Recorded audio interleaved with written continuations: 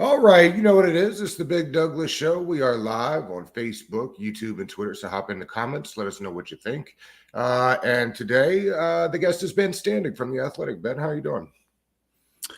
Doug, I'm doing great, man. Thanks for having me on.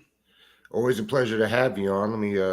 Pete Hainer retired with a bunch of things on the list. Didn't think I'd see Pete Hainer retiring today, but he did, and he probably doesn't get nearly enough credit for what he, gave to the team the couple of years he was here. Yeah, I mean, Pete Hainer was a fun assistant coach. Obviously, we don't really get to know the assistants nearly as well as we do Ron Rivera or maybe even some of the coordinators. They talk to us maybe a couple times a year at most.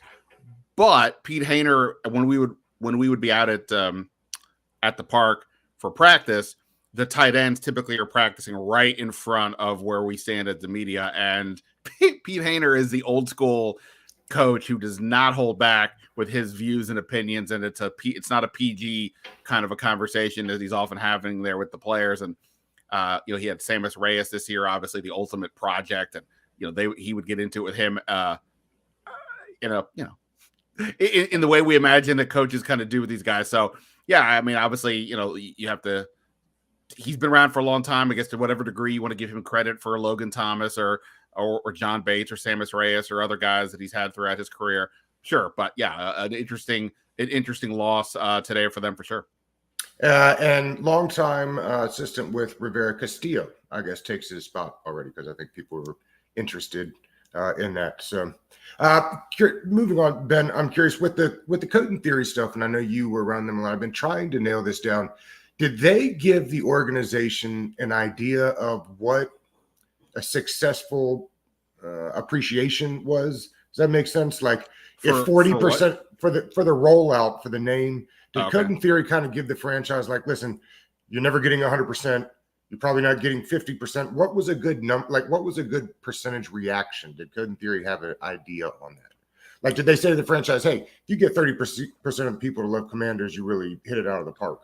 Yeah, I don't know if they gave them that. I know Jason Wright, I believe, like I was not at the renaming ceremony because I was at the Senior Bowl. But if I saw correctly, Jason Wright said something that like their information showed that like 80% of the fan base was not happy making the name change. So if you go off of that, then sure, getting even 30% to say we're good with the Commanders is you're getting back some of those people. So I guess that's one way to look at it. I mean, I think everybody knew, including Jason Wright, that they were up against it no matter what the new name would be, because, people didn't want to get rid of it, which I understand. As somebody, I understand all the reasons why they needed to go. As somebody who grew up here, it just hits differently. So I get why people were upset. But the issue is that in my opinion, is just like any product, you're going to change Coke and Pepsi. You're going to put out McDonald's is going to put something new on the menu. You can tell how my diet by the two things I just mentioned. That you got to sell it. You got to make me want to get this product, and it needs to be a clean rollout. And obviously, they haven't had that in any way, shape, or form. So it only I think has people probably digging in even more. So I don't know what percentage of people they needed to hit to feel like it was a success, but I'm going to bet they didn't probably get there.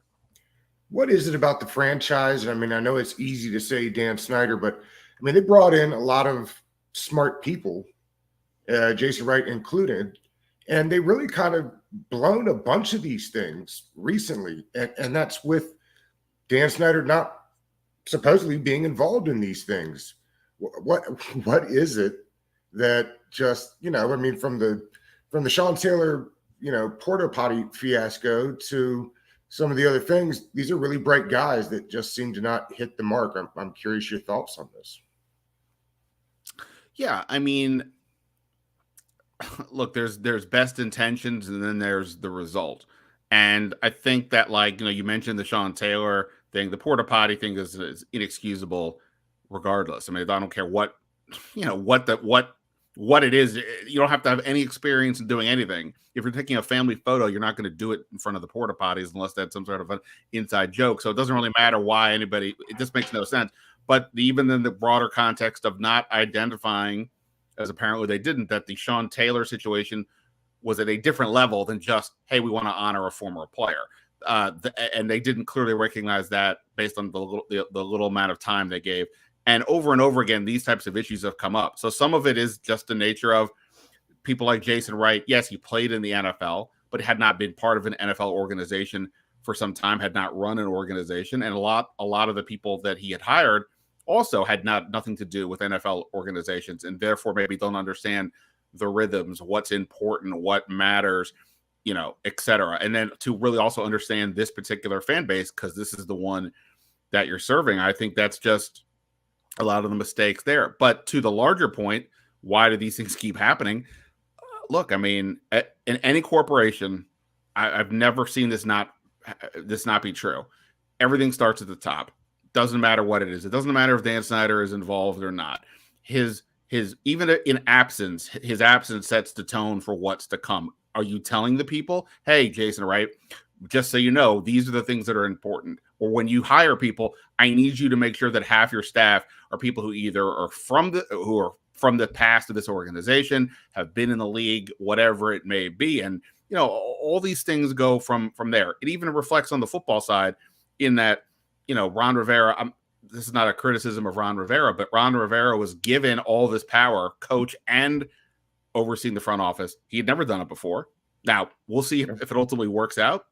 We can debate the success so far, but that only happened because Dan Snyder chose for that to happen, and as opposed to saying we want a GM and whatever. So, all the choices ultimately go back to ownership, no matter who's doing it under him. But at the same point, come on, I just don't understand why some of these issues, it doesn't seem that complicated to do. You mentioned Dan. I'm curious your thoughts here. The NFL gave him a loan essentially so he could buy the franchise or the 90%, whatever it is now. Did they actually make it easier to take the team and sell it? I mean, I not take the team because I understand what's required to do that, but he owns all of it. So if they're selling, does this actually make it easier for the league? You know what I mean? Does that make sense? Yeah, sure. If he owns 60% and somebody else owns 40 and the 40 guy doesn't want to deal, then you have to deal with that factor. Perhaps I barely can balance my own bank account, let alone know the finances of what we're talking about here. So perhaps I just think ultimately, they've got to figure out a lot of other issues with this organization, including Dan Snyder. So yeah, I guess it makes it life easier if you only have to deal with one person as opposed to four people, which would have been the case before. But you would imagine that everybody else would get in line. I guess the only question would have been like if one of the other minority partners wanted to purchase the team outright, and the league said no, we want to give it to somebody else or sell it to somebody else. Maybe there's some issue there that doesn't exist now. But yeah, I mean, I think in the grand scheme of things, if that's the biggest hurdle, I think they would accept that as opposed to where things are at. Yeah, correct. You brought up Rivera. How do you think the organization feels he's doing? What kind of timetable is he at? I mean, it seems odd to think that his seat would be hot, but again, I mean, where do you? You mentioned he has all the power, so I'm just curious where the organization sees him and what kind of rope he's got, if you will. Sure. I mean, I don't get any sense that he's in any kind of danger. Dan Snyder is not, we haven't talked recently, so I don't know what he's thinking. That's a joke. I've never talked to him. Is that true? He's on other than a happy Thanksgiving press conference. I don't think I've been in a one where he's even been at. I did, as I said, I was not at the name change, so he was there, but he didn't take any questions at either of these things. So he's not been a talker since I've been on the beat. Yeah. But look, I mean, it's year 2.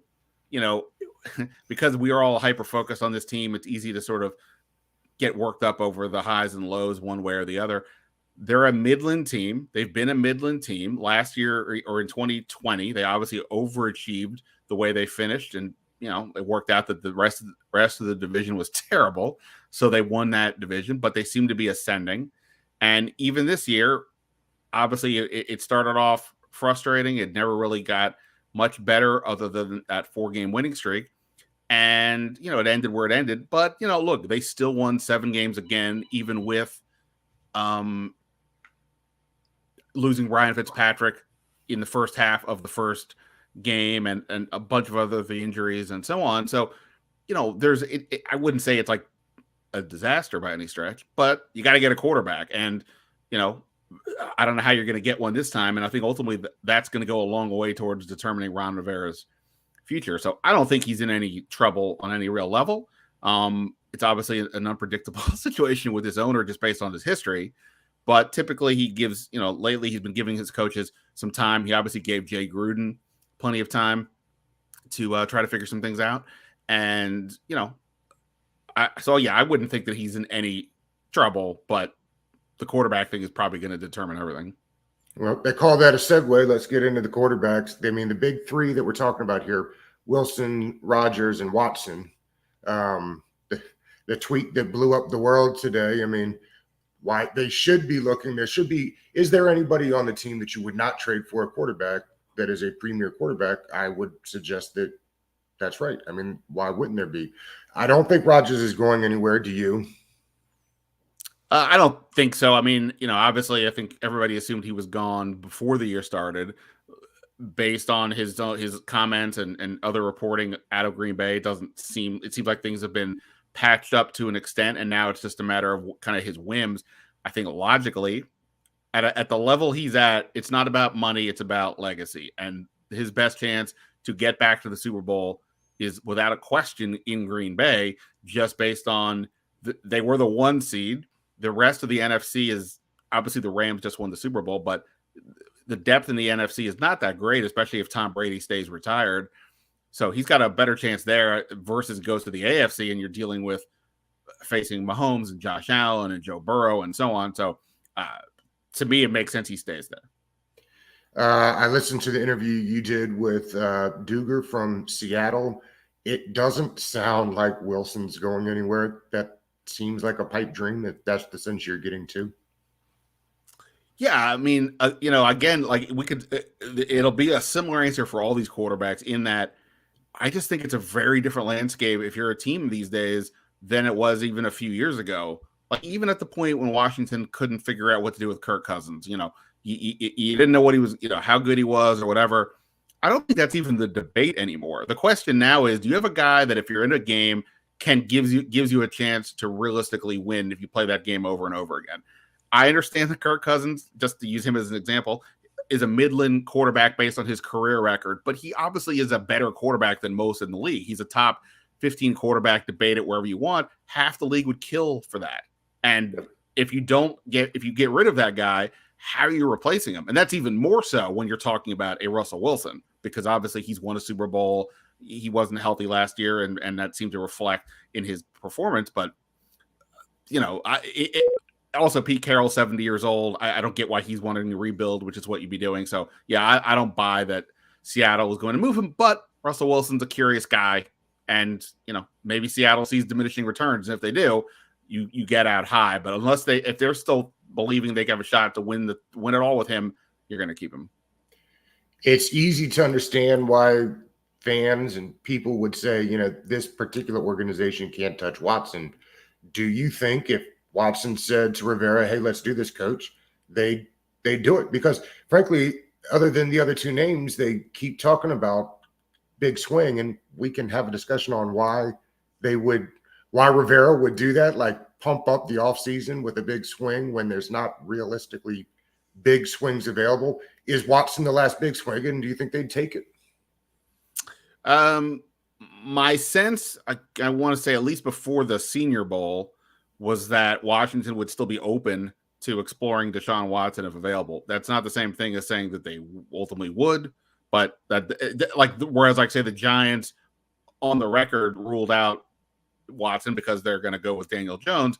I don't think Washington's there, but beyond that, you're right. I mean, there really isn't. I mean, he is putting the legal stuff aside, and I'm not dismissing. I'm just saying if we put that over there, he's obviously a tremendous opportunity for any team. A quarterback in his, a young quarterback in his mid-20s who's been a Pro Bowl player. He obviously didn't play last year because he has 22 lawsuits pending against him from women alleging various forms of assault, harassment, whatever it may be. We'll have to see how that gets cleaned up. But football wise, yes, it would make total sense for them for sure. Beyond that, though, I mean, we'll just have to see. And of course, if it makes sense for them, it makes sense for a lot of other teams. And that's the other part of this equation. It's not just like Washington is the one team who wants a quarterback. Denver needs one. Pittsburgh needs one. The Saints need one. And then you have teams like the Eagles who technically have a quarterback in Jalen Hurts, but Watson or most of these guys would be an upgrade. They have the ammunition with 3 first-round picks to go get it done. So, it's not like Washington can just say, hey, we'd like that guy. A first-round pick, good. We're good. Let's move on now. And it's crazy because the Rams have shown you how important quarterback is, and almost every team in the league could use an upgrade. Very few. And I found it fascinating, but it pays off. Let's run through some of the other guys. If there's not big swings and they still want to upgrade, let's kind of rapid fire some of these. Jimmy Garoppolo is the next one. I mean, when we had JP on, I think he told me a second and a third. This stuff about first round, there's no way that's the whole point of Jimmy Garoppolo, right? Is to get a upgrade, but not give up the first round. Now, this morning, I don't know if you heard on Good Morning Football, they were talking about Trey Lance, teammates of his secretly saying he's not ready. So maybe maybe he's not even available. But would he interest you? If say it's like a second and a third. Sure. I mean, the Garoppolo thing, and I had on the Athletics 49ers insider Matt Barrows on the podcast this week, and we talked about that. And yeah, I mean, he said it seems like it's headed to the direction of Garoppolo getting traded. But yeah, you never know for sure. And I've been saying all along, I wasn't sure that Garoppolo would be available because I don't think Trey Lance is ready from what things I had heard going back to pre-draft, that he would need more time and so on. Again, it's sort of like the Kirk Cousins thing. It's all relative. He's not going to probably give you the ceiling to say this guy will carry you to contender status. It's more like if you have the other pieces in place, this guy can be good enough to get you there. I get it. Jimmy Garoppolo is not that exciting, but go look at the San Francisco 49ers record with and without him over the last few years. It's not like the other players. He gets hurt a lot. That's part of the issue. But the other players are still there, and the backups were coming in and not getting the job done. So I think Garoppolo is interesting enough, and if you're Washington, I think you absolutely have to consider it, depending on what the price. A second and a third is not nothing, and you would have to extend him at that point because it's a big investment. He's basically making $25 million a year this year. Even if you go with that same figure a couple more years, that's not nothing, right? I mean, so. That is significant there. But I think it's open to consideration. And just on the first round pick thing, because apparently everybody likes to misreport what I'm writing these days. I wrote a story last week in which I said that an executive for another team said Garoppolo is absolutely not worth a first round pick in his opinion. However, if you were Washington and you're looking at this draft thinking, I don't love these quarterbacks at 11, Jimmy Garoppolo would be better than that. So if your option is take a quarterback or 11, or use the pick to trade for Garoppolo, that you could justify it in some way. But he also said we wouldn't do it, and that he wouldn't do that. So, yeah, I don't think anybody thinks a first-round pick for Garoppolo. It's just the mindset of what are we actually talking about here in terms of what are you going to use the pick for? Jameis Winston would be my preference. What say you? I was like Jameis. I thought last year sort of the same thing. He would have been my, sort of fun choice. Because, to me, my point last year, and it kind of played out, obviously the injury was what it is, but when you're going to take a swing on a guy who's not a big name, your hope is, can I turn this player not just into somebody who's competent? Can he be the Ryan Tannehill kind of reclamation project for my team? Is there upside enough that if this player, because maybe he was drafted high, like say a Mitch Trubisky was, or obviously Jameis Winston was the first pick in the draft when he came out, can this player somewhat get sniff that range? Do they have the potential? And if they do, maybe it's worth it then to go there versus just sort of a guy who's maybe more solid but doesn't raise the bar. And I think Jameis Winston is that. Now he is coming off, of course, the knee injury, and he was okay last year. I mean, he looked really good playing against Washington, but at the same time, Yeah, so he would be interesting to me.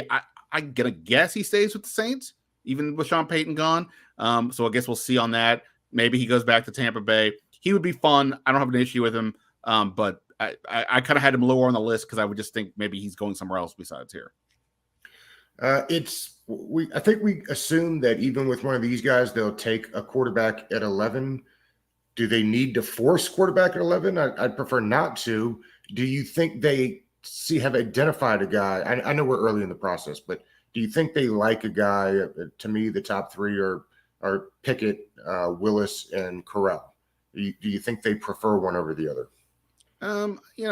I'm sure everybody, it's like, like I walk into Baskin Robbins in my head, I have a favorite, but I walk up to the counter, I'm like, ooh, Rocky Road's looking pretty good today. So I don't know, maybe I'll switch it up. I would be surprised if they're locked in on anyone in particular, especially since if Rivera's the one making the call and he's late to the process because of the fact that, he was obviously coaching all year and he didn't go to the Senior Bowl. And I say he's making the call. I don't mean just arbitrarily. I just mean if he is ultimately the final decision maker, he needs to be more immersed to a degree than he probably has been.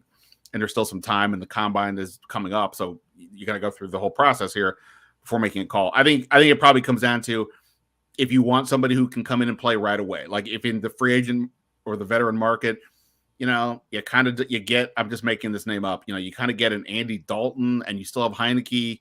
I don't know. Maybe we need a rookie who can come in and play. And to me, that would be Kenny Pickett from what everybody from sources that I've talked to say. He's the most experienced, played 5 years at Pitt. Good player. So that would be that. But if you're going to be like, hey, we did get, whatever. We feel pretty good about, we've got Mitch Trubisky. We feel pretty good about going with him this year if we have to.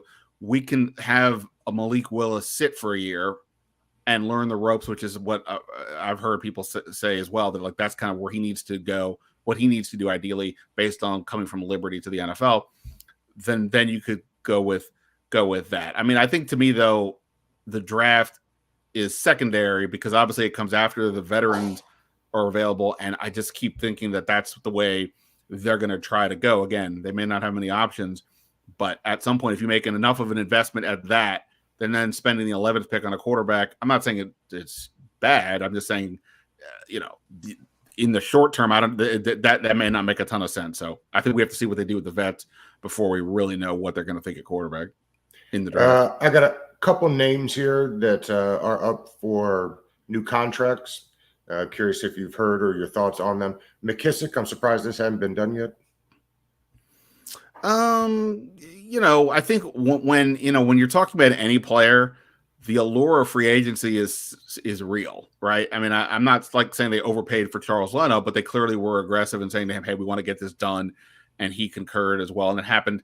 I mean, it was only a few days before the season ended, but it did happen. Same thing with Chase Rouillet the year before. But other than that, when a player gets to the end, I think there's, especially a guy like McKissick, who obviously he's coming off of the concussion that hampered him towards the end of the year. And I'm not saying he's going to be the hottest running back available by any stretch in free agency, but I think he'll have some suitors. He clearly showed enough over the last 2 seasons in Washington that other teams are interested. So, you get to a point, maybe you're like, hey, we can, unless Washington is going to just blow us away, maybe we wait and see. And so my guess is it's some of that, but my belief is that Washington very much wants to keep McKissick, and ultimately somebody just has to decide, if they want to get it done.